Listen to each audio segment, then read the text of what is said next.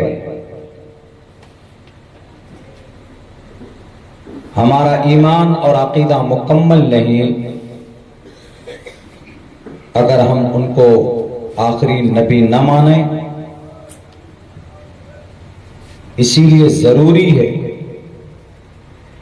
اللہ کے نبی علیہ السلام پر ایمان اور آستھا رکھنا ہر ایک مسلمان کے لیے، بلکہ ہر ایک انسان کے لیے اگر کامیاب ہونا چاہتا. یہ جڑوید کا ایک منتر ہے جس میں کہا گیا پرستُتی میگا مرتس جگرم بہم مسوری واجنی ویدا ہمیں پروش مہانی مادتیو وارون تپس پرستات. اس کا تپسیا کرنا ضروری. تپسیا پرستات یہ نیایا. تپسیا کرو گے تو کامیاب ہوگے.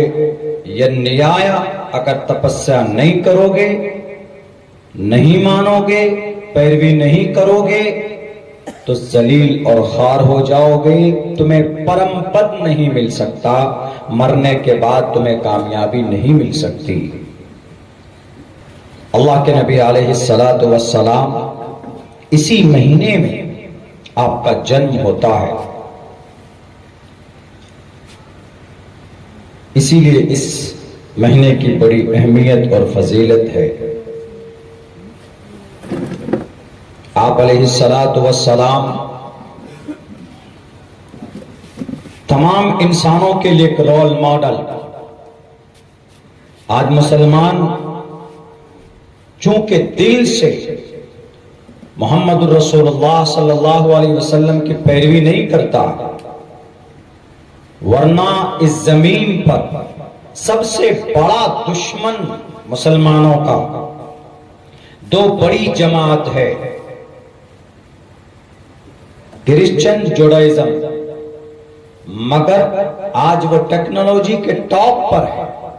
مادی طاقت کے اعتبار سے دنیا کے اندر سب سے مضبوط ترین قوم سمجھے جاتے، حالانکہ اللہ نے انہیں ذلیل اور رسوا کیا. قیامت کی صبح تک ان کے ماتھے پر ذلت اور مسکنت کی مہر لگائی ہے. اس کے باوجود وہ اس دنیا میں بہت کامیاب ہے. ان کے پروڈکٹ کو ہم نہ خریدیں تو ہماری زندگی مکمل نہیں ہو سکتی. ہمارے گھر میں اگر 50 سامان ہم یوز کرتے ہیں، استعمال کرتے ہیں، تو ان میں سے تقریباً 20 پروڈکٹ یہودیوں کا، کرسچنوں کا ہوتا. ساری چیزیں انہوں نے کہاں سے سیکھی؟ 1946 تک تو وہ قوم ایسی تھی، وہ کچھ پڑھنا نہیں جانتے تھے، لکھنا نہیں جانتے تھے وہ لوگ. 1946 تک. 1946 کے بعد انہوں نے محنت کی. کس پر؟ اپنی نسل پر. محنت کون سے پیٹرن کو اپنایا؟ لٹریچر کون سا تھا جس کو پڑھ پڑھ کر سنایا، جس پر ریسرچ کیا؟ وہ جناب محمد رسول اللہ صلی اللہ علیہ وسلم کی زندگی اور قرآن کریم کی آیتیں. اسرائیل کی ایک لیڈی پریزیڈنٹ جب وہ گدی پر بیٹھی تو انہوں نے بہت سارے ہتھیار خریدے ادھر سے ادھر سے. تو وہاں کے عوام نے اعتراض کیا. انہوں نے کہا کھانے کے لیے پیسہ نہیں اور آپ ہتھیار خرید رہے ہیں. محترمہ، انہوں نے کہا کہ تم نہیں سمجھتے، تم نہیں جانتے، مجھے کرنے دو. ہم نے جو پڑھا ہے اسکول میں اور ہم اس دیش کو جہاں لے جانا چاہتے ہیں اس کے حساب سے میں ضرور کامیاب ہوں گی. گولڈا ماہرہ نام ہے اس لیڈی پریزیڈنٹ کا. اسرائیل جو آج بم برسا رہا نہتھوں پر.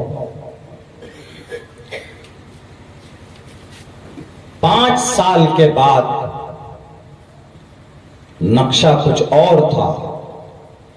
5 سال کے بعد جب 1967 کی جنگ ہوئی اور انہوں نے بڑی بڑی سپر پاور कम से कम 8 मुल्कों को लोहे के चने चपवाए। एक छोटे से मुल्क ने, छोटी सी कंट्री, बहुत बड़ी तादाद नहीं, चारों तरफ 56 कंट्रीज हैं, उसके आसपास तो 10 मुल्क है, उसके बीच में अगर ये 10 मुल्क के अफराद, इनकी आबादी अगर थूक देते, पानी मुंह में लेकर कुल्ली कर दे तो सैलाब आ जाए। मगर उस लेडी ने कहा कि जितने हो सकते हैं वेपन्स खरीदो। जमा किया, एतराज का सामना करना पड़ा, जवाब दिया उन्हें। उसके बाद 5 साल के बाद 1967 की जंग में जब वो कामयाब होती तो उसके बाद वो उन्हीं लोगों को बुलाती है जिन्होंने एतराज किया था कि आओ आज हम कामयाब हो गए। तुम्हें मालूम है किस वजह से?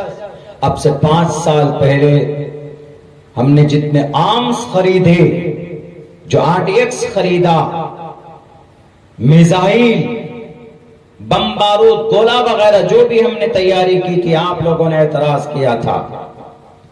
आज हम उसी वजह से कामयाब हो गए। उनसे पूछा गया कि आपने ये सारी चीजें कहां से हासिल की? ये 5 साल पहले की स्ट्रेटेजी आपने कहां से बनाई?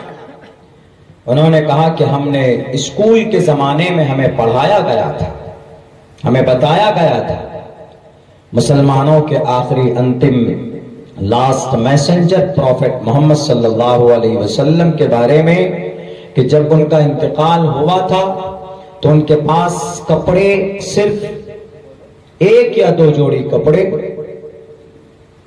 मगर तलवार उनके हुजरे पर दीवार पर लटकी हुई थी। उन तलवारों की संख्या और तादाद 9 थी। तो ये रिजल्ट मैंने निकाला है कि आपके पास अगर वेपन है, उनका स्टेटमेंट है, तो आपसे दुनिया डरती है। मैं ये नहीं कहता आपको अभी कि आप हथियार खरीदें, वेपन खरीदें, नॉट अलाउड, इस्लाम इस पर बिलीव नहीं करता। मगर एक वो कौम जो 2000 साल तक गुलामी करती रही, जिनके पास उनका मकान नहीं, उनके लिए रहने के लिए जमीन नहीं, वो कौम आपकी नबी की सीरत और आपकी नबी की सुन्नत को अपनाकर दुनिया में कामयाब होती है। वो कौम जिसके लिए अल्लाह ने कुरान करीम के अंदर मग़ज़ूब अलैहिम का लफ्ज इस्तेमाल किया। और हम तो मुसलमान हैं, हमारा तो आस्था और अकीदा है कि मोहम्मद रसूलुल्लाह सल्लल्लाहु अलैहि वसल्लम हमारे नबी। क्या अगर हम नबी की सुन्नत के मुताबिक जिंदगी गुजारे तो हम कामयाब नहीं हो सकते? हो सकते हैं। आज हमें याद तो है कि मुहर्रम, ये रबीउल अव्वल के महीने में मोहम्मद रसूलुल्लाह सल्लल्लाहु अलैहि वसल्लम पैदा हो गए। क्या काम किया उन्होंने? 15 साल की उम्र में मेरे नौजवानों, मेरे साथियों, तिजारत का काम आपने शुरू किया था। 20 साल की उम्र में जनाब मोहम्मद रसूलुल्लाह ने जुल्म के खिलाफ आवाज बुलंद की थी। 20 साल की उम्र में। आज तो 20 साल का हमारा बच्चा पबजी गेम में मशगूल रहता, ऑनलाइन मोबाइल के अंदर चैटिंग में मशगूल रहता, मोबाइलों के अंदर गलत चीजें, अपने कीमती वक्त को जाया और बर्बाद करता। 20 साल की उम्र में आप अलैहिस्सलाम ने एक संस्था और एक जमात बनाई थी, और उस जमात का मकसद ही ये था कि अगर समाज और माशरे के अंदर कोई गरीब, कोई कमजोर आदमी हो तो उसकी मदद की जाए, अगर किसी पर जुल्म हो, नाइंसाफी हो तो उसके लिए आवाज बुलंद कर सकें। उस तंजीम का नाम, उस संस्था का नाम सीरत की किताबों में हिल्फुल फुजूल रखा गया है। हमारे अंदर तो जोश और जज्बा भी नहीं होता। आप अलैहिस्सलाम सिर्फ कलमा, कुरान, अल्लाह का पैगाम पहुंचाने के लिए, उससे पहले आप अलैहिस्सलाम की जिंदगी देखिए। 20 साल की उम्र से आप इतने बड़े ताजिर बने थे کہ تجارت کے اندر کامیابی کی وجہ سے آپ علیہ الصلوۃ والسلام کا نام الصادق الامین پڑا تھا، تجارت کی وجہ سے۔ امانت داری اور دیانت داری جناب محمد رسول اللہ کی زندگی کے اندر تھی۔ یمن سے جماعتیں آتی تھی، 3 دن تک رکتے تھے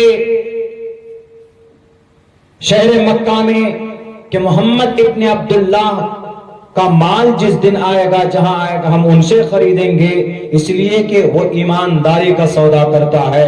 اگر کسی مال میں ذرہ برابر کوئی کمی ہو تو محمد ابن عبداللہ کی عادت یہ ہے کہ سامنے والے کو کہہ دیتا کہ اس کے اندر یہ کمی ہے، اس کی قیمت کے اندر ہم اتنے ڈسکاؤنٹ کر سکتے ہیں۔ یہی وجہ ہے کہ یہودی بھی آپ علیہ السلام کی امانت اور صداقت کے دیوانے تھے۔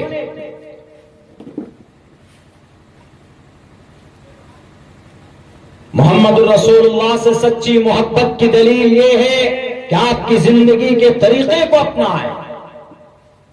محمد رسول اللہ کا جو پیغام ہے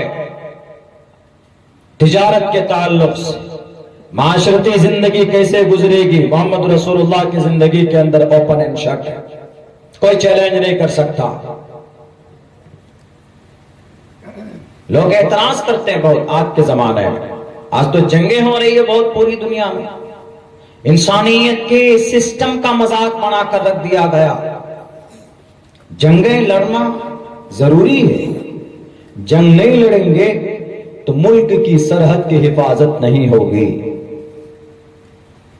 اور ہر کسی نے جنگ کی، لیکن اعتراض کن پر ہوتا ہے؟ جناب محمد رسول اللہ صلی اللہ علیہ وسلم پر۔ نوجوانوں شاید آپ کو معلوم نہ ہو، اگر آپ سے ہمارے برہمن بھائی، ہندو بھائی آپ سے پوچھ لیں کہ ارے آپ کے نبی تو بڑے جھگڑالو تھے، 27 جنگ میں آپ شریک ہو گئے، ان میں سے 9 میں تو آپ نے لڑائی کی ہے محمد رسول اللہ نے، کیا جواب دیں گے؟ ہمارے جوانوں کو، ہماری نئی نسل کو معلوم نہیں۔ سلمان خان کی کون سی فلم ریلیز ہوئی پھٹ سے بتا دیں، لیکن اللہ کے نبی کی جیونی کو پڑھیں آپ۔ دنیا کے اندر سب سے زیادہ ریسرچ جس ذات اقدس پر کی جاتی ہے وہ جناب محمد رسول اللہ صلی اللہ علیہ وسلم کی ذات اقدس ہے، اور ہر میدان میں آپ کامیاب ہیں، ہر میدان میں۔ یوکرین کے اوپر بم برساتا ہے رشیا، نہیں دیکھتا ہے بچہ مر رہا ہے کہ جوان مر رہا ہے کہ عورتیں مر رہی ہے، ہر کوئی RDX، ہر کسی کے اوپر برسات اور بارش۔ اللہ کے نبی علیہ السلام جنگ میں گئے، لیکن دنیا کے اندر کوئی مائے کا لال نہیں بتا سکتا ہے کہ محمد رسول اللہ نے کسی نہتھے انسان پر، بلکہ آپ کے ہاتھوں سے کسی انسان کا ایک قطرہ بہا ہو۔ سیرت کی کسی بھی کتاب یا دنیا کی کوئی رائٹر بتا دے زندگی بھر کے لیے عبداللہ غلامی کرے گا، بلکہ آپ علیہ الصلوۃ والسلام جنگ کے میدان میں گئے، آپ نے کہا کہ اگر سامنے سے کوئی بوڑھا آ جائے ہاتھ مت اٹھانا، کوئی عورت آ جائے تو اس کی عزت کو تار تار مت کرنا، کوئی بچہ آ جائے تو اس کے اوپر دست شفقت رکھنا، کوئی پیڑ آ جائے اس کو کاٹنے کی ضرورت نہیں ہے، کوئی فصل ہو اس کو تباہ کرنے کی ضرورت نہیں ہے۔ آج بتائیں تو ان یہودیوں کو، ان ظالموں کو، ان دجال کے چیلوں کو، کیا آج تم نے جو 25,000 22,000 معصوم دودھ پیتے بچوں کے جسم کے چیتڑے کیے، 1.25 لاکھ نہتے اور معصوم مرد عورت کو ان کے اوپر RDX بم کی شکل کے اندر تم نے برسایا سرزمین انبیاء غزہ پٹی میں، نہ مرد نہ بوڑھے دیکھتے نہ بچہ دیکھتے۔ ہارورڈ یونیورسٹی نے یہ ڈیٹا ریلیز کیا ہوگا کہ تقریباً 25,000 دودھ پیتے بچوں کو مارا، صرف اس لیے کہ دادا گیری جمانا چاہتے۔ ہمارے نبی کے ایک بازو میں 10,000 جوانوں کی طاقت تھی، آپ جدھر سے گزر جاتے تو لاشوں کے ڈھیر ہو جاتے، لیکن اللہ کے نبی علیہ الصلوۃ والسلام نے ایسا نہیں کیا۔ جنگ بدر کے موقع پر جناب محمد رسول اللہ صلی اللہ علیہ وسلم نے اپنے جو دشمن تھے، جو پکڑ کر لائے گئے، جو قیدی تھے، آپ علیہ السلام نے کہا کہ کسی پر ذرہ برابر کسی کو تکلیف مت دینا. دو دو تین قیدیوں کو صحابہ کے پاس کر دیا اور صحابہ ان کو رات میں روٹیاں کھلاتے, خود بھوکے رہتے. کوئی مہمان تھا نہیں, قیدی بدر کے میدان میں اپنے سامنے تھے, لیکن حق اور باطل کے بیچ فرق پیدا کرنا تھا اور اللہ کے نبی علیہ الصلوۃ والسلام کو جنگ کا نظام جو ہوتا وہ پوری دنیا کو سمجھانا تھا.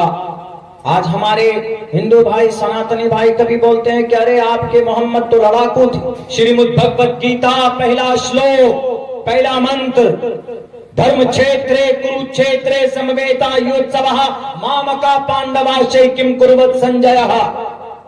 ادھر جنگ بدر ہوتی, اللہ کے نبی علیہ السلام اپنی مدینے کی حفاظت اور اپنی حفاظت, چونکہ بہت بڑا تجارتی قافلہ ملک شام سے کفار مکہ لے کر جا رہے تھے, اس کا مس یوز کرتے. آپ نے سوچا کہ اس کو روکا جائے. جب یہ آواز کانوں میں پہنچتی ہے اس دنیا کا فرعون ابو جہل کے ماتھے پر شکن آتے اور پھر پوری تیاری کے ساتھ 1000 لاؤ لشکر لے کر مدینہ پہنچتا کہ آج تو کام تمام کر دوں گا.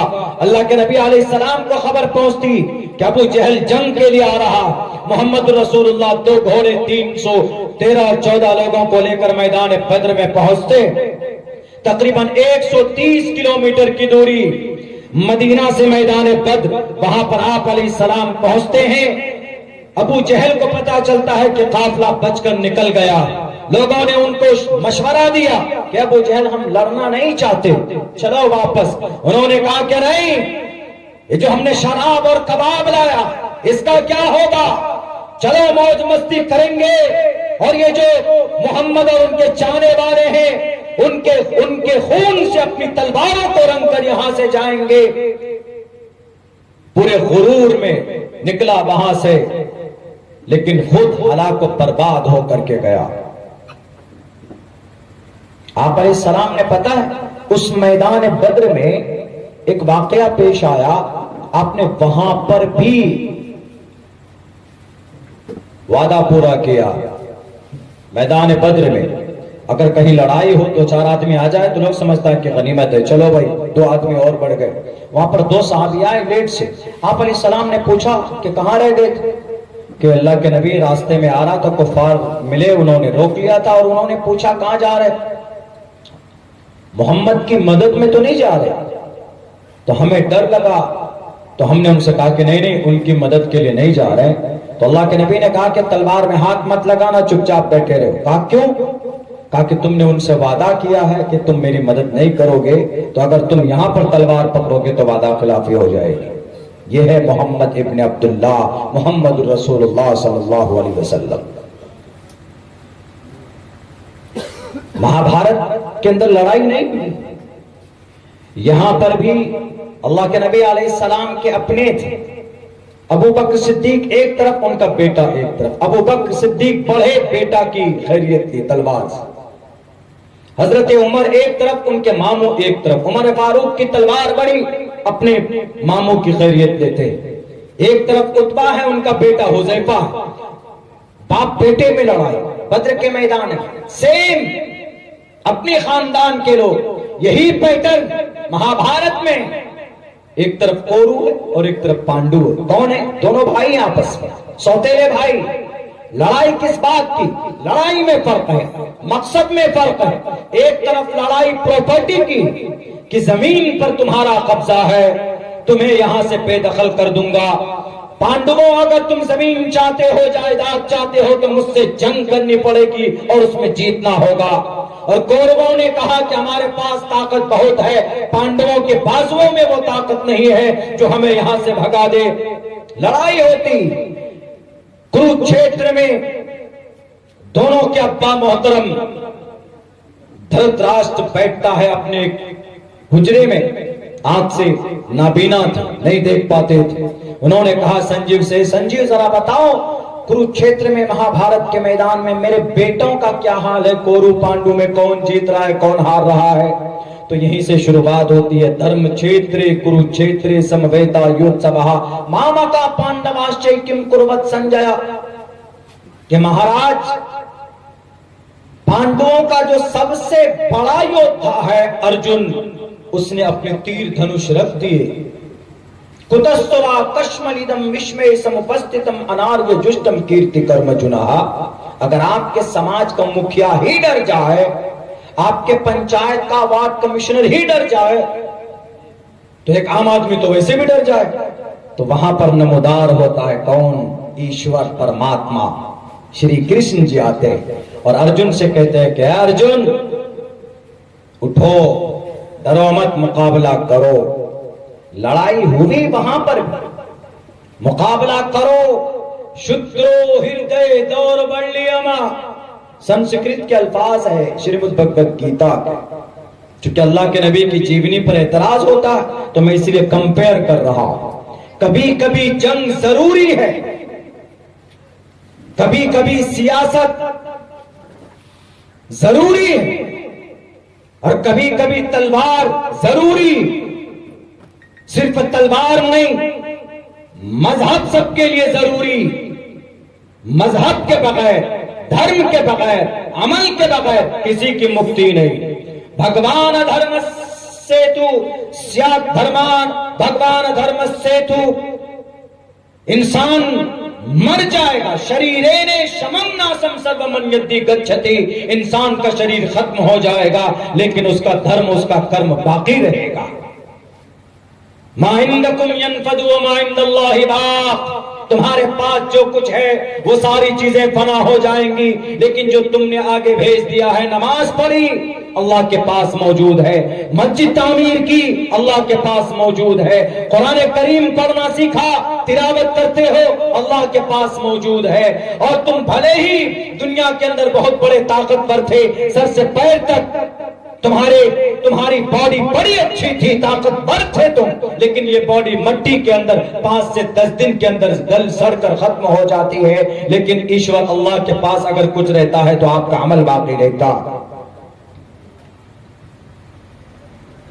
مذہب کے اندر سیاست نہ ہو اور سیاست میں تلوار نہ ہو اور تلوار میں قلم نہ ہو تو یہ مذہب پھر بیکار ہے. آج کل سیاست کو گندا بنا دیا لوگوں. سیاست کا مطلب خدمت خلق ہے، لوگوں کی مدد ہے. لیکن آج کل سیاست کا مطلب لوگوں کو لوٹو، لوگوں کو بے وقوف بناؤ، کسی کی کرسی گراؤ، کسی کی کرسی پر بیٹھو، ڈاکوؤں کو کرسی پر بیٹھاؤ، اور قوم اور سماج کے غریب اور یتیم اور لاچار اور بے بس انسانوں پر جتنا ہو سکے اتنا ظلم کرو. اس کا یہ مطلب نہیں ہوتا. میرے بھائیوں، تو بحر کیف وہاں پر لڑائی لڑی گئی.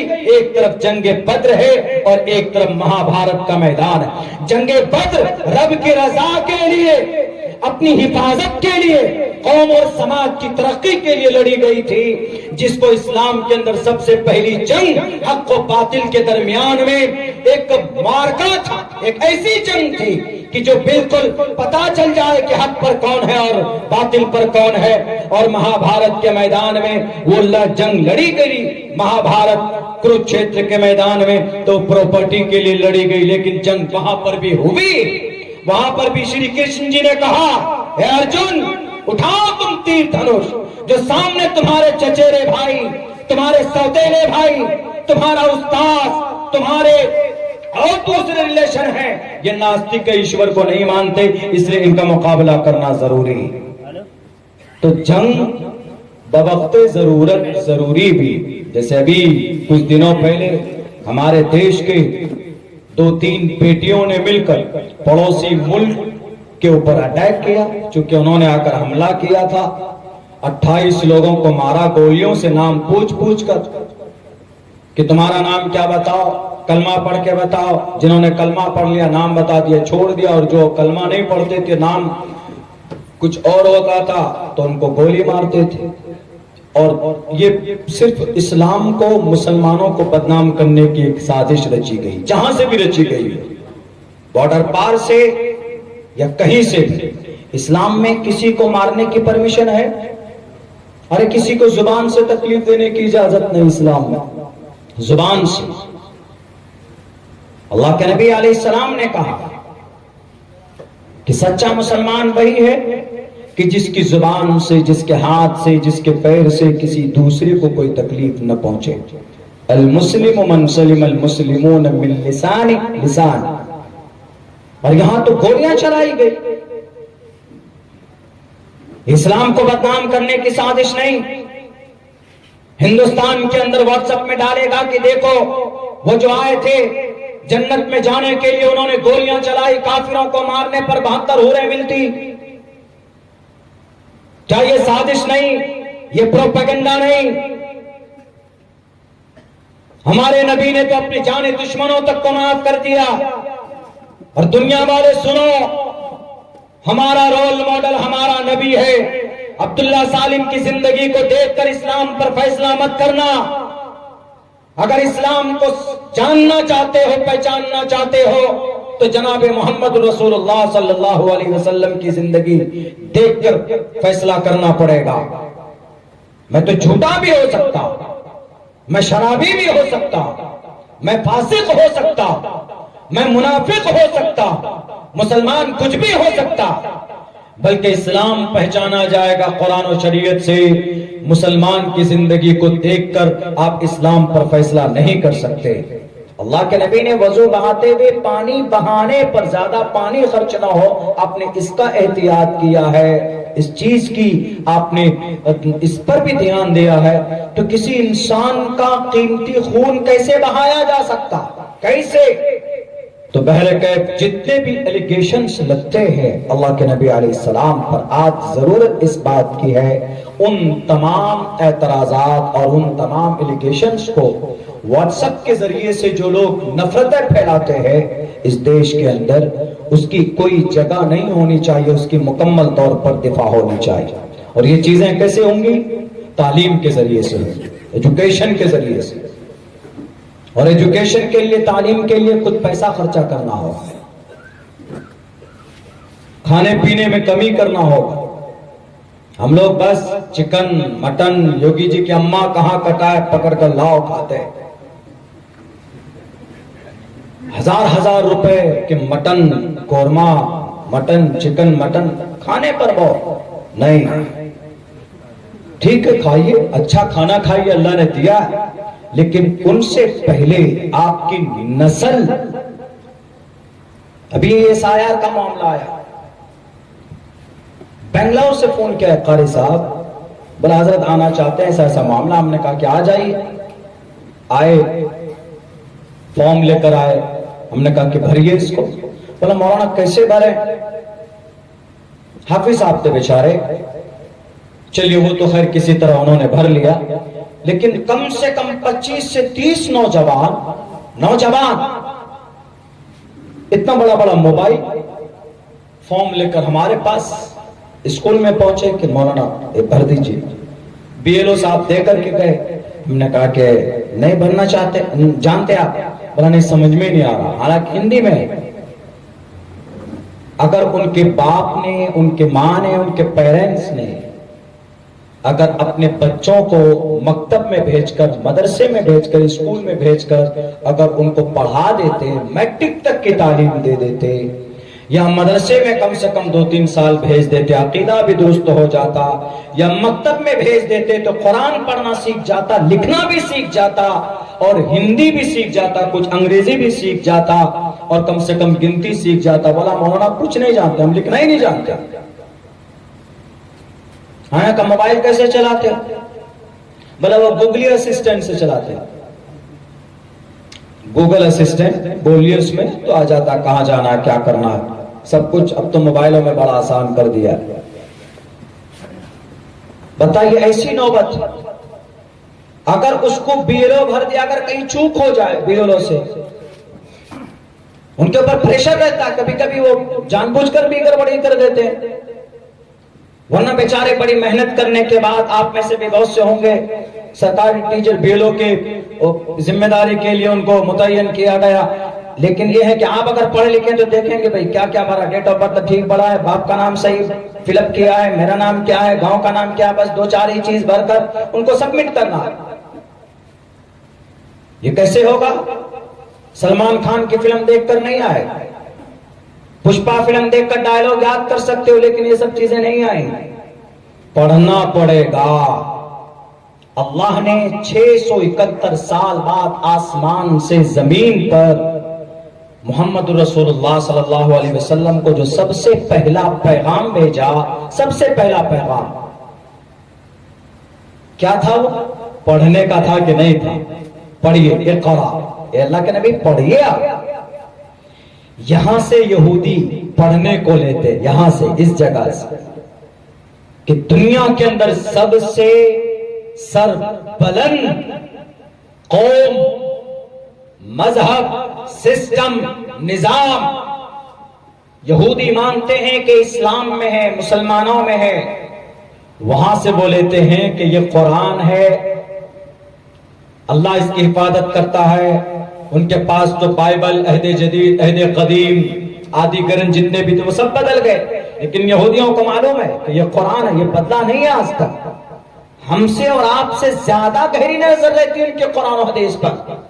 तो उन्होंने लफ्ज़ इक़रा पर रिसर्च किया कि अरे मोहम्मद को सबसे पहला पैगाम क्या आया? देखो, from the sky to the earth, आसमान से जमीन पर पढ़ने का आया ना, लफ्ज़ इक़रा है। अरा यक़रो के माना पढ़ना ही आता है, पढ़ना। बस इसी पर फोकस किया कि इसका मतलब है पढ़ने से बहुत कुछ हो सकता है। क्यों? क्योंकि नबी एक ऐसे वक्त में थे, शराब आम, जिना आम, मासूम बच्चियों का मर्डर आम, जंग आम, लड़ाई आम, यानी दुनिया की सारी बुराइयां पाई जाती। और उन बुराई के खात्मे के लिए अल्लाह चाहता तो पहले कहता कि शराब मत पियो, जिना मत करो, झूठ मत बोलो, लड़ाई मत करो, यही पैगाम देता। लेकिन नहीं, अल्लाह ने यह पैगाम दिया, इक़रा, पढ़ो। तो अंग्रेजों ने सिर्फ इक़रा पर रिसर्च किया, आगे छोड़ दिया, इक़रा बिस्मि रब्बिकल लज़ी खलक़, इस पर नहीं। अगर इस पर रिसर्च करते तो फिर वो जालिम नहीं बनते, कम बखत, लफ्ज़ इक़रा पर। तो उन्होंने कहा कि इसका मतलब यह है कि पढ़ने से बड़ी तब्दीली आ सकती है, जो कि अल्लाह ने ये बात बताया। इसलिए उन्होंने पढ़ना शुरू किया। दुनिया के अंदर सबसे ज्यादा पढ़ी लिखी कौम कौन है दुनियावी एतबार से आज? बल्कि दुनियावी एतबार से क्या, कुरान करीम के ऊपर जो सबसे डीप रिसर्च, जो मजबूत तफासीर जो लिखे गए, जो एक्सप्लेनेशन लिखा गया है कुरान पर, वो सबसे ज्यादा यहूदी। हालांकि कुरान का दुश्मन है, खुला दुश्मन है, लेकिन उनसे फायदा ले रहा है। जदीद साइंस की बुनियाद किसने रखी?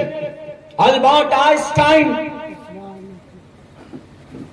जदीद साइंस को लिया कहां से? कुरान से लिया। लेजर साइंस का जमाना आने वाला कहां से लेगा? कुरान से लेगा। जदीद साइंस 1915 में अल्बर्ट आइंस्टाइन जदीद साइंस का बानी माना जाता।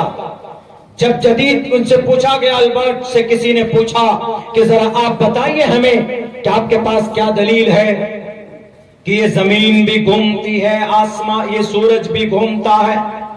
उन्होंने कहा पहले ये अकीदा नहीं था। कदीम साइंस में, पुराने जमाने के साइंस में सिर्फ ये अकीदा था कि जमीन अपनी जगह पर है, सिर्फ आसमान चक्कर लगाता है, ये सूरज चक्कर लगाता, जमीन अपनी जगह पर है बस।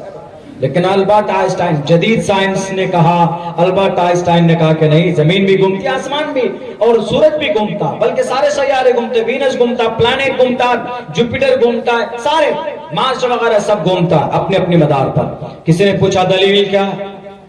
उन्होंने कहा वश्शम्सु तजरी लिमुस्तक़र्रिन लहा कुल्लुन फी फलकिन यस्बहून।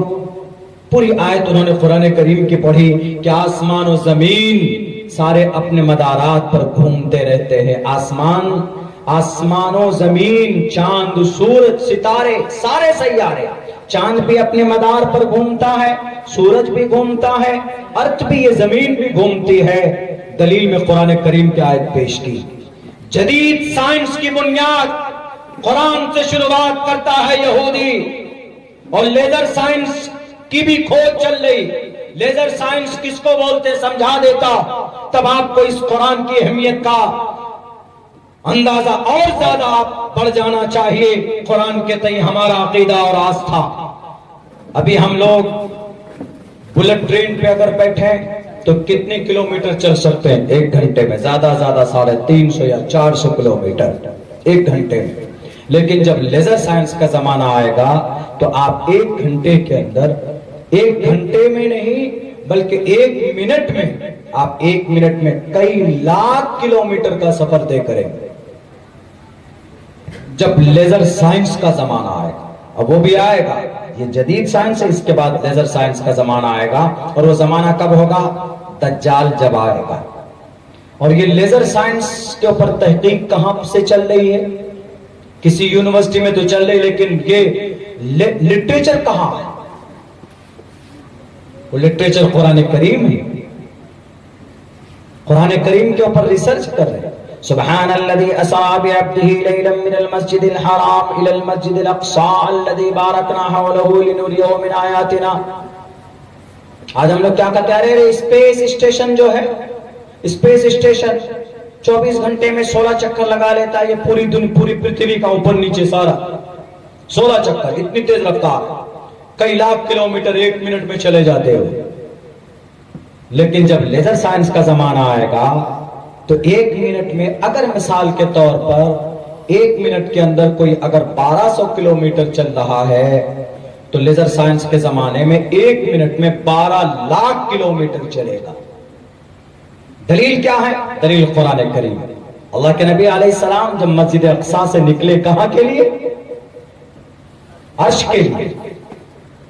آسمان پہلا، دوسرا، تیسرا، چوتھا. سائنس والوں سے کہو کہ یہ آسمان کو چھو سکتے کیا؟ نہیں جی، وہ تو ایک روشنی ہے. لیکن آسمان ہے، اس کا طے اور پرت ہے. جو کہ اللہ کے نبی مسجد اقصی سے پہلے آسمان پر گئے، دروازہ کھولا گیا، وہاں ملاقات ہوئی نبی سے. دوسرے پر پہنچے، تیسرے پر پہنچے، چوتھے پر پہنچے. اور رفتار کتنی تھی پتا ہے؟ کہاں جاتا ہے کہ آپ جس کمرے سے نکل کر کنڈی لگا کر گئے، جب آئے آپ واپس تو وہ کنڈی ہل رہی تھی. اور اس براق کی رفتار کتنی تھی؟ اس براق کی رفتار جہاں تک نگاہ جائے وہاں اس کا 1 قدم ہوتا تھا. یہ ہے لیزر سائنس. ابھی بلٹ ٹرین پر اکتفا کیا ہوگا انگریزوں نے، سائنسدانوں نے. ابھی تو پہنچے ہی نہیں ہمارے نبی کی رفتار پر، آپ علیہ السلام کی رفتار پر. ابھی تو یہ چاند پر پہنچ کر خوش ہو رہے ہیں، ہمارے نبی تو عرش معلیٰ پر چلے گئے. اب اس پر تحقیق چل رہی ہے. اسی لیے میں کہتا ہوں کہ اسلام دنیا کے اندر جتنے بھی علوم، فنون، مادی، عصری، جو بھی، یہ سب وہیں سے سیراب ہوتا، ہمارے قرآن سے، اللہ کے نبی کی جیونی سے ہوتا. اسی لیے مسلم نوجوانوں، زندگی میں انقلاب پیدا کرنا ہے تو پڑھنا پڑے گا. پڑھیے، زندگی کا ایک گول سیٹ کیجیے. وقت تو ایسا ہو گیا ہے کہ اس وقت کچھ بولنا، چونکہ 2:45 کا ٹائم ہو گیا ہے، بڑا مشکل ہوتا. لیکن پھر بھی اخیر کے اندر میں یہی کہوں گا آپ سب سے کہ کچھ مت کیجیے، اپنے بچوں کو ضرور تعلیم دے دیجیے. انشاءاللہ اس کو کوئی لوٹ کر نہیں کھائے گا، وہ کہیں پر بے وقوف نہیں بنے گا، اس کا حق کوئی نہیں مارے گا.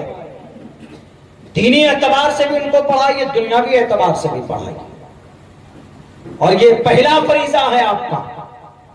پنڈت دیانند سرسوتی جی نے کہا بھی، ماں کی سب سے پہلی ذمہ داری ہے بچوں کی تربیت، بچوں کو پڑھانا. ماترمان، ماں کی ذمہ داری. پترمان، پتا کی ذمہ داری. چاریاوان، ٹیچر کی ذمہ داری. اگر یہ 3 لوگ اپنی ذمہ داری نبھائیں تو بچہ پھر کیا بنتا ہے؟ پرشو ویدا، ایک مہان بچہ بنتا ہے. کلکم رائن و کلکم مسئول عن رعیتہ. آپ کا بچہ شراب پیتا ہے، آپ کا بچہ جوا کھیلتا ہے، تو یہ آپ سے سوال اللہ کرے گا کل قیامت میں. آپ کا بیٹا نماز نہیں پڑھتا، وَأْمُرْ أَهْلَكَ بِالصَّلَاةِ، گھر میں بیٹا ہے نماز نہیں پڑھتا، آرڈر دیجئے نماز کا، حکم کیجئے اس کو. شراب پیتا، شراب کی حرمت بتائی کہ شراب بہت بڑا گناہ ہے، ناپاک ہے، حرام ہے. تو سور کا گوشت کھا لے بیٹا، सूअर का गोश्त खाएगा तो गोश्त खाने का वबाल सिर्फ तुम्हारे सर पर होगा, लेकिन अगर तू शराब पी कर आता है तो शराब पीने का वबाल आसपास मोहल्ले के 40 घर को भुगतना पड़ता है। शराब नापाक है, हराम। वला तशरिबिल खमर, मोबाइलों के अंदर जो गेम खेलता है हमारा बच्चा, यहूदियों के बच्चे गेम बनाते हैं और आप खेलते हैं। वो तरक्की करते हैं आपके कुरान हदीस को पढ़कर और आप कुरान हदीस को छोड़कर उसकी गुलामी करते हैं। वो भी तो इंसान है। उनके पूर्वज और उनके पेरेंट्स, उनके पढ़े लिखे, उनके सरपरस्त, उनके मोहल्ले के जिम्मेदार सर जोड़कर बैठते हैं। वो लोग लाखों करोड़ों रुपए तालीम पर खर्च करते हैं, हम लोग लाखों करोड़ों रुपए अपनी बिल्डिंग बनाने में खर्च करते हैं। मना नहीं, अच्छी गाड़ी होनी चाहिए, अच्छा घर होना चाहिए, ठीक है, लेकिन अपने बच्चों को अगर आपने नहीं पढ़ाया, अनपढ़ और गंवार रखा, बच्चा अगर शराबी बन गया, बच्चा अगर कबाबी बन गया, बच्चा अगर जुआरी बन गया, तो उससे बाद में पूछा जाएगा। मरने के बाद सबसे पहले आपसे सवाल होगा। हम खुद नमाज पढ़ते हैं, अपने बच्चों को नहीं कहते कि नमाज पढ़ो, तो याद रखिए मरने के बाद अल्लाह के नबी फरमाते हैं मरने के बाद मुमकिन है कि उसकी नमाज कबूल भी ना हो। क्यों? तुमने बेटे को नमाज का ऑर्डर क्यों नहीं किया था? इसीलिए मेरे भाइयों, हम सब की जिम्मेदारी बढ़ जाती। समाज ऐसे ही तरक्की नहीं करता। हमें बड़ी खुशी भी कि यहाँ के नौजवान यकीनन बड़े मुतहर्रिक हैं, फ़आल। लेकिन आपको 2 काम करना। सबसे पहला काम तो आपको ये करना है कि जहां तक हो सके आप पाबंदे सलात, नमाज की पाबंदी कीजिए। नमाज एक ऐसी चीज है, अगर आपकी जिंदगी में नमाज की पाबंदी होगी तो इंशाअल्लाह वो नमाज आपको आहिस्ते आहिस्ते जुआ से, नशा से और दूसरे बुरे लग़वियात से आपको रोक देगी। ये नमाज की ताकत है। इन्नस्सलात तन्हा अनिल फ़ाहशाई वल मुनकर, कुरान कहता। और दूसरे नंबर पर तालीम का एक मिशन बनाइए, स्कूल बनाइए, मस्जिद में मकतब बनाइए। 1 घंटे का मकतब होगा, इमाम साहब हैं मस्जिद में, ठीक है, इमाम साहब हमारे बच्चों को भी पढ़ाइए, कुरान की तालीम दीजिए, नूरानी कायदे की तालीम दीजिए। जहां पर है तो बहुत अच्छा, जहां ये निजाम नहीं है तय कीजिए। और वो इमाम साहब को तनख्वाह नमाज पढ़ाने की दीजिए ही। अलग से आपके बच्चों को पढ़ाता है तो उसकी भी तनख्वाह दीजिए।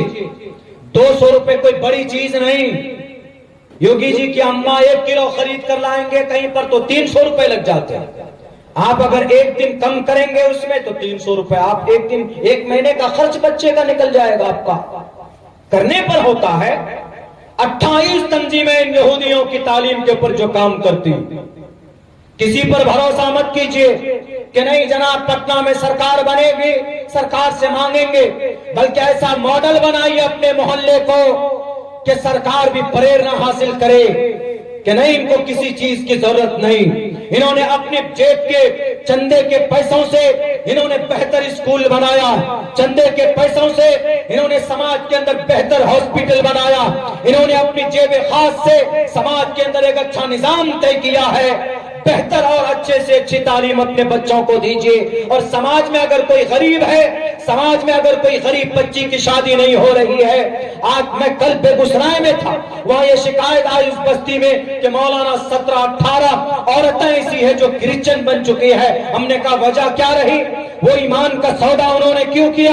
बात ये आई सामने कि वो इतने गरीब थे, इतने गरीब थे, उनको चर्च पे बुलाया गया और वो गए, उनको पैसे दिए गए। जब भी वो लोग जाते थे तो 1500 पकड़ा दिया और उनसे कहते कि देखो हमारा धर्म जो है तुम्हारे धर्म से ज्यादा बेहतर, हमारे जीसस तुमको दे रहे हैं। वो कहती कि क्या इस्लाम तो दुनिया का सबसे बढ़िया मजहब हमने सुना। उन्होंने कहा कि बढ़िया मजहब होता तो तुम आज गरीब नहीं होती। तो उनको यकीन आ गया कि बेहतर मजहब वही है। आहिस्ता आहिस्ता उन्होंने अपने ईमान का सौदा कर लिया। जिम्मेदार कौन? समाज का करोड़पति। जिम्मेदार कौन? समाज का दानिश्वर जो नजरों के सामने देखता रहा कि उसको पैसों की जरूरत है। अगर मैं 1000 रुपए दे दूं तो 1 महीने का खर्च चल सकता। अगर समाज में कोई कमजोर बेटी बैठी है, उसके पास पैसा नहीं है शादी के लिए, तो पूरा मोहल्ला मिलकर उसकी शादी का खर्च उठाए तो मेरे भाइयों कभी वो अपने ईमान का सौदा नहीं कर सकती। لیکن یہ ساری چیزیں کیوں ہوتی ہے؟ بچیاں مرتد ہوتی ہے، کرسچینٹیز کو اپنا لیتے ہیں، مرتد ہو جاتے ہیں، اس کا ذمہ دار بھی ہم سماج کے لوگ ہوتے ہیں۔ اللہ کے نبی علیہ السلام نے جو حلف الفضول تنظیم بنائی تھی، اس کا مقصد یہ تھا لوگوں کی مدد کرنا۔ کسی پر ناانصافی ہو رہی تو کریں گے۔ سیاسی لوگوں سے بہت امید مت رکھیے، وہ اپنا کام کر رہے ہیں، بہت لوگ اپنا پیٹ بھرتے ہیں، میں ہوں اس فیلڈ میں جانتا ہوں۔ قوم کا کوئی وفادار نہیں، جو لوگ لمبی تقریریں کرتے ہیں، بکواس کرتے ہیں، یہ آپ کو بے وقوف بناتے ہیں۔ اسی لیے لات مارو ان نالائقوں کو، ان ناہنجاروں کو، ان کرپٹ لوگوں کو۔ ہاں ان میں کچھ اچھے بھی ہوتے ہیں سماج کے جو یقیناً درد مند ہوتے ہیں، لیکن ان کو پہچاننے میں ٹائم نہیں لگے گا آپ کو، لیکن ان پر اعتماد وشواس نہیں کرنا۔ ابھی تو وہ سر کے بل کہیں گے چلو تو وہ سر کے بل چلیں گے، لیکن جب وہ کامیاب ہو جاتے ہیں تو آپ کو پہچانیں گے نہیں۔ اسی لیے اپنے بلبوتے پر اپنے بچوں کو پڑھائیے، سماج کو سدھاریے، ایک ایسا نظام ڈیولپ کیجئے کہ تجارت کے میدان میں بھی ہمارا نوجوان نظر آئے، تعلیم کے میدان میں بھی ہمارا نوجوان نظر آئے، اور سر پر ٹوپی ہو، اللہ کے نبی کی سنت کے مطابق زندگی گزارنے کی کوشش کریں، بہتر ہاسپٹلز بنیں، محلے کے اندر ایک ایمبولنس کا انتظام بھی ہونا چاہیے تاکہ در در بھٹکنے کی ضرورت نہ پڑے۔ کسی کو ضرورت ہوگی، ٹھیک ہے بھائی، ہم مہینے اچھے سوسائٹی میں یہی ہوتا، اچھے سوسائٹی میں لوگ 1,000 روپے پر منتھ جمع کرتے ہیں، اس سے ایمبولنس کا خرچہ، اسکول کا خرچہ اور بھی دوسری جو چیزیں ہوتی ہیں اس کا خرچہ وہاں سے نکل جاتا۔ 100 آدمی 1,000 روپے جمع کریں گے، ہو گیا، مہینے کا نکل گیا خرچہ، بڑا کام ہو سکتا۔ ان سب کاموں کو ہم نے چھوڑ دیا ہے، دوسروں نے اپنا لیا ہے۔ اسی لیے میرے بھائیوں، ان دا اینڈ اخیر کے اندر میں یہی کہوں گا، چونکہ میں ان تمام چیزوں کو کر رہا، میرے اسکول چلتا ہے، ایک چھوٹا اسکول ہے، 200 بچے پڑھتے ہیں، لیکن اتنی بڑی تعداد بچوں کی آتی ہے، مولانا میرے پاس پیسہ نہیں ہے، 1,000 روپے ہم دے سکتے ہیں، ہم 1,000 روپے 500 روپے دے سکتے ہیں، لیکن ایک بچے کے پیچھے خرچ کم سے کم ضروری اگر آپ ان کو کھانا دیں، ان کو کتاب دیں، ان کو رہنے کے لیے روم کا انتظام کریں تو کم سے کم 15 سے 1,800 روپے خرچ آتا ایک بچے کے پیچھے۔ تو ہم نے ایک اسی طرح کا ادارہ بنایا آپ لوگوں کے ہی فنڈ سے، تو ہم ایک اس طرح کا ادارہ الگ سے پھر بنانے والے، اور رفائی کام کے لیے ہمارے ایک چھوٹی سی تنظیم چلتی ہے۔ ہم نے زیادہ کچھ نہیں، ہم نے لوگوں سے کہا کہ آپ ایک دن میں 1 روپے دیجئے، 30 دن میں 30 روپے دیجئے، 500-600 ممبر ہیں اس کے، مہینے کے اندر میں کم سے کم 18 سے 20,000 روپے آ جاتے، اس کا بڑا کام ہو جاتا۔ اپنے بہار کے اندر میں تو آگ لگتی ہے نا، کبھی کبھی اچانک جب آگ لگتی ہے گاؤں میں دیکھیں گے تو کئی گھر جل جاتے ہیں، تو فوراً اس تنظیم کے ذریعے سے جہاں تک ہو سکے جو ضروری چیزیں ہیں وہ لے کر پہنچتے ہیں۔ سی او تو آتے 3 دن لگا دے گا، بلاک سے جو ادھیکاری آتے ہیں لکھ کر لے کر جائیں گے، اور کیا دیں گے لا کر؟ موری اور پنی، تم رکھو اپنے پاس، نہیں چاہتے۔ سماج کے لوگ، درد مند لوگ کھڑے ہو جاتے ہیں۔ تو اس طرح کا کام ہم کر رہے ہیں، ہمیں تجربہ، اگر کچھ نوجوان کھڑے ہو جائیں جیسے اس پروگرام کو کرنے کے لیے کھڑے ہوئے تو ایک بڑا اچھا کام آپ کو بڑے آسانی سے آپ نے کر لیا۔ لیکن زندگی کا ایک ٹارگیٹ بنا، ایک اس طرح کی جماعت منظم بنائے، اپنے بڑے لوگوں کی سرپرستی میں کریں۔ کسی پر کوئی، بہت سے بھارت کے اندر میں ناجائز مقدمات میں کسی کو گرفتار کر کے اندر ڈال دیا جاتا، وہ اب بچہ غریب ہے، اس کے ماں باپ غریب ہے، نہیں اس کی پیروی کر سکتے، تو کھڑے ہو جائیں سامنے اس کی پیروی کرنے کے لیے، اس کی مدد کے لیے۔ کوئی بچہ ہے، میٹرک کر لیا، انٹر کر لیا، گریجویشن کر لیا، بچہ پڑھنے میں بہت آگے پڑھنا چاہتا، اسکالرشپ کے طور پر اس کو 40 سے 50,000 روپے ڈونیشن کر دیجئے، تاکہ آپ کا وہ بچہ BPSC نکال کر آئے گا تو آپ کے محلے کا، سماج کے لیے کچھ بڑا کرے گا، نام بھی ہوگا۔ اگر کوئی عالم دین بننا چاہتا، ماں باپ غریب نہیں ہے، تو 500 روپے مہینے میں بھیج دیجئے، مدرسے میں بہت کم پیسے خرچ ہوتے ہیں۔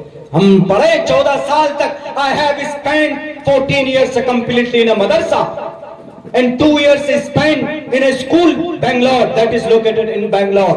میں پڑھا، مجھے مدرسے کا بھی خرچ معلوم ہے اور اسکول کا بھی خرچ معلوم، کوئی بہت بڑی چیز نہیں۔ چاہے تو کر سکتے، اور یہی سب چیزیں وہ ہیں جن کے ذریعے سے انقلاب آ سکتا۔ صرف تقریروں سے جلسوں سے نہیں ہوگا، بلکہ جو باتیں بتائی جائے اگر جہاں تک ہو سکے اس پر عمل کر لیں تو انشاءاللہ ہم کامیاب ہو سکتے ہیں۔ اللہ سے دعا کرتا ہوں کہ اللہ ہم سب کو کہنے سننے سے زیادہ توفیق عمل کرنے کی توفیق دے۔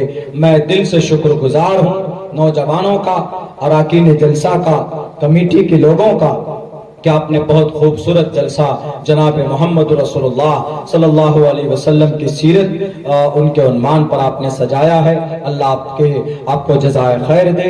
اس جلسے کی برکت سے اللہ تبارک و تعالی دین کی فضا کو عام کرے۔ بہت بہت شکریہ، جزاک اللہ۔ السلام علیکم ورحمۃ اللہ وبرکاتہ۔